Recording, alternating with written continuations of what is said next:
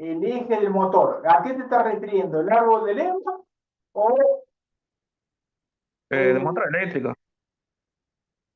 ¿Cuál es el eje del motor, compañero? ¿El El eje del cigüeñal? motor eléctrico. Ah, de los motores eléctricos, sí, mira, eso, tiene razón. Un motor eléctrico, el eje de un motor eléctrico está sometido a torsión. Dígame una cosa, el campo eléctrico, que es el bobinado, ¿no es quien me hace girar el eje del motor eléctrico? Sí, Espérenme un segundito. Y en la punta del motor eléctrico, ¿qué se le coloca generalmente? un órgano. Muy bien, tiene razón. Un órgano, puede ser una polea, un engranaje. ¿Estamos? Vamos a suponer que una polea, que es lo más común de ver,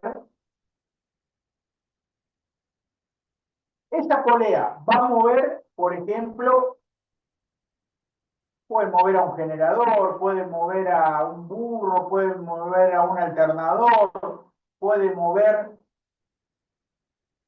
un motor de bombeador, los anteriores, ¿se acuerdan antes que salían las bombas centrífugas? Los bombeadores viejos que todavía en algunas casas los tenemos, ¿eh?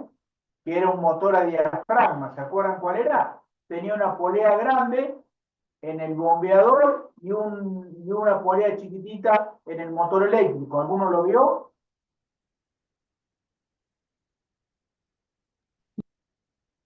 Bueno, dígame una cosa. Yo tengo el motor eléctrico que lo hace girar con un determinado par, ¿eh? Y la poleita que mueve a la otro elemento de máquina, a la otra máquina, tiende a oponerse. Dígame una cosa, si tiende a oponerse el eje, ¿a qué está sometido? ¿A flexión o a torsión? O momento flector, torsor, pero tiene un pequeño momento flector. Creo que eran dos cosas. Por qué usted cree que tiene un pequeño momento flector? Por ejemplo, si está conectada a una polea y esa polea tiene una correa, la correa va a tender a tirar y genera un momento flector, pero es muy mínimo. Pero me falta, no está mal, compañero, pero me falta decir de que esa polea está a una determinada distancia del rodamiento, a 3 centímetros, 4, a 50 milímetros.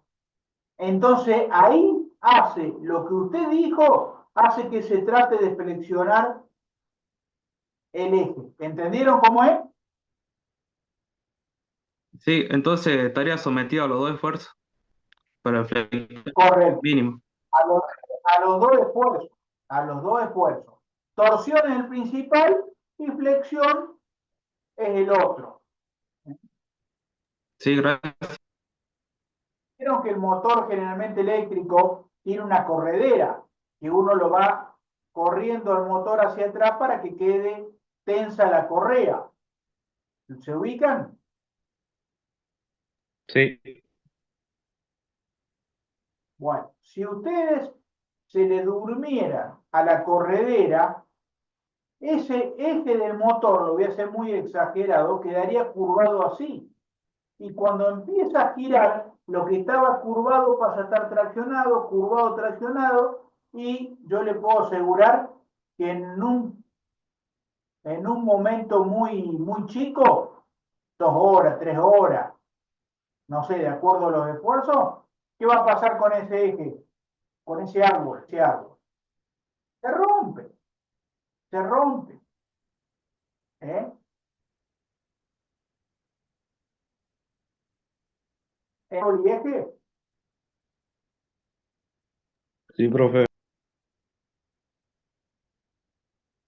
los que no están participando así con viva voz, que si ustedes no entienden, tienen que preguntar, porque yo normalmente les dije el otro día, cuando yo los tengo en el aula enfrente, puedo ver que de acuerdo a la cara, si entendieron o no entendieron, pero si ustedes no entienden con cámara apagada y no me avisan, yo lo doy por entendido. ¿Estamos de acuerdo o no? Esto, la A quiere decir árbol y esta E quiere decir eje, un resumen, digamos, de qué es lo que es un árbol y qué es lo que es un eje. ¿Estamos de acuerdo?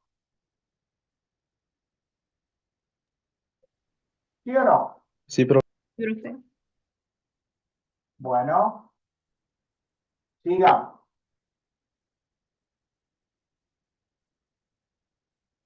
Mire, esto vendría a ser una pieza maciza que está empotrada acá. ¿Qué quiere decir está empotrada? Está fija. En este caso vamos a suponer que la soldamos a una placa que estaba ahí, abulonada a la pared. ¿Estamos de acuerdo? O sea que, déjenme buscar donde tengo. Acá está. Vamos a suponer que es el eje este, acá tenemos una placa y soldamos todo ahí alrededor, todo acá alrededor. ¿Está entendido hasta ahí qué es lo que es? ¿Cómo es? Vamos a suponer, miren acá, traten de entenderlo, acá lo tengo fijo. Y del otro extremo le aplico un momento torsor. Dígame una cosa, a ver si puedo escribir acá arriba.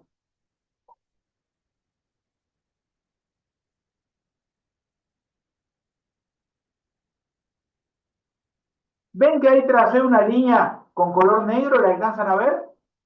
Arriba del código de barra. Sí, sí. Hay que poner mucha imaginación porque, a ver si con rojo. Con rojo. ¿Eh? Cuando yo tengo esto fijo de un extremo y lo hago girar, la línea que era recta, ¿no pasa a ser esta línea así? Sí, Dígame una cosa, el punto 1, cuando yo lo hago rotar, ¿no pasa a ser el 1'? sí. Sí, profe. Y la línea esa recta, que en general sigue siendo recta, yo lo veo así media curvada, ¿por qué? Porque es la forma que está en perspectiva. ¿Entienden eso? ¿Eh? ¿Sí o no? Sí, profe. ¿Quieren que lo arranque a explicar por otro lado? Miren, vamos a una cosa. Vamos a explicarlo de otra manera. Acá tengo ese cuerpo así. Este es el punto 1, que yo lo estoy viendo al punto 1 acá, mirándolo de frente. ¿Está bien? Ese punto 1. Miren acá. Cuando gira, cuando gira, cuando giró, ¿no se fue del 1 al 1'? Sí, profe. Sí, profe. Entonces lo que era una recta arriba, ahora pasa a ser, vamos a llamarla curva, pero en realidad si la vemos de arriba es una recta, déjenme borrar, que tiene un ángulo gamma, un ángulo gamma. Ah, me faltó decirle algo. Del punto 1 al 1', y ahí giró casi 45, 50 grados. Cuando se hace el análisis se hace para ángulos muy pequeños. ¿Está entendido? Está dibujado así en grande para entenderlo. Y dígame una cosa, ya que conocemos de materiales.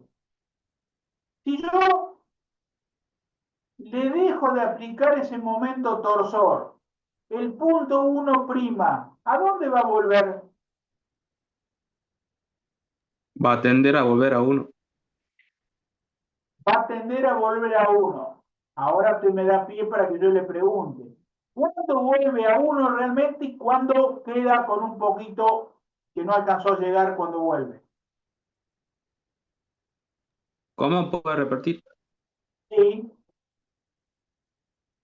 Cuando yo le dejo de aplicar el momento torsor, el 1', usted me dijo que tiende a volver a 1. ¿cierto? Sí. No está mal.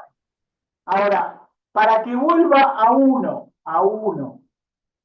¿qué tiene que pasar? ¿De qué estaríamos hablando? Digo, material elástico, muy elástico.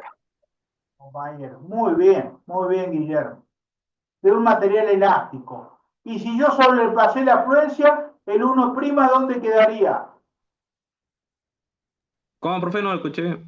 Si sobrepasamos la afluencia, vieron que el diagrama era así. Si yo sobrepasé este punto, que es el punto de fluencia, me vine hasta acá. El punto 1', ¿a dónde va a volver? ¿Hasta dónde? Ya llega al punto de ruptura. No, no es lo que quiero escuchar yo. Mire, porque usted no me está entendiendo. Primero le aplicamos un momento torsor y lo llevamos de 1 a 1'. ¿Estamos de acuerdo? Sí, Cuando le dejo de aplicar momento torsor, lo suelto. El 1', ahí dijo un compañero, vuelve a 1 y estamos dentro del campo elástico. ¿Y qué pasó si el 1' volvió hasta ahí nada más? Hasta ahí. No vuelve a su lugar. porque el material ya se deformó. Muy bien. O Ya no sea que lo vuelve a su podríamos, forma inicial. claro, lo podríamos decir que queda con una deformación permanente. ¿Está entendido cómo es? Sí, profe. No había escuchado bien la pregunta. Estamos. Para pasar el punto 1 a 1', el ángulo acá que yo había dibujado recién con una lapicera es gamma. Y dígame una cosa, referido al plano,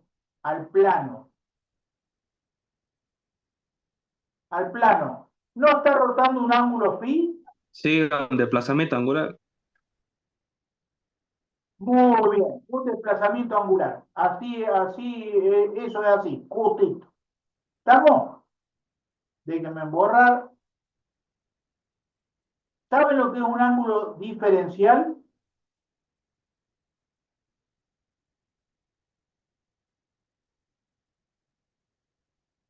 ¿No? No, profe. Ah, saliste entrecortado, Manuel.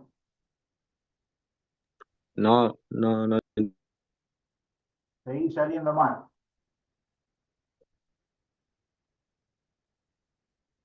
Un ángulo diferencial es un ángulo extremadamente pequeño. Por ejemplo, por decirle 0,01 grado es un ángulo diferencial. 0,00001 grado es un ángulo diferencial. A nosotros nos enseñaban que un diferencial es una cantidad tan pequeña como yo quiera. Un chiquitito. ¿Estamos de acuerdo? Sí, profe. Es un ángulo que tiende a cero. Sí, tiende a cero, pero no es cero. Todos los diferenciales tenderían a cero, pero no es cero. Sí, tiene razón.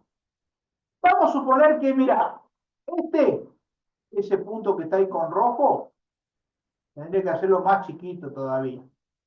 Lo vamos a hacer que sea un diferencial de phi. Un diferencial de phi, un ángulo muy pequeño. Cuando uno a una circunferencia, el ángulo que yo voy a barrer es tan pequeño, ¿esto no sería una recta? Eso que acabo de dibujar ahí. Sí, sería Sí, recto. Bueno, gracias a eso podemos plantear lo siguiente. Cuando estamos hablando de ángulos tan pequeños,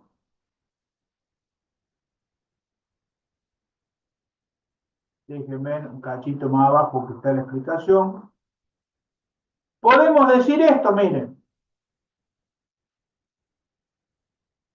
que el radio es este, por phi me va a dar ese pedacito de recta que dibujé recién, y que a su vez igual a L por gamma. ¿Lo entienden a eso? Yo estoy referenciando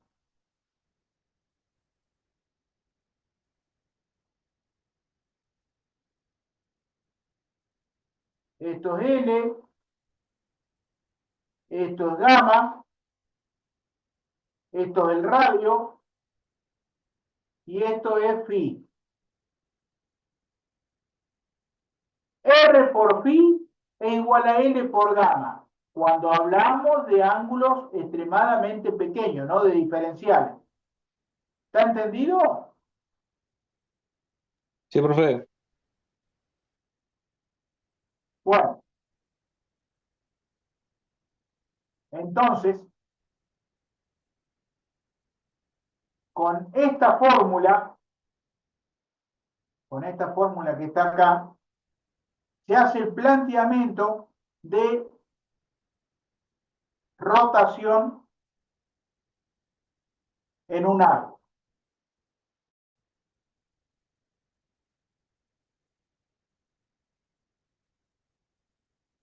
Vamos a borrar. R por phi igual a L por gamma.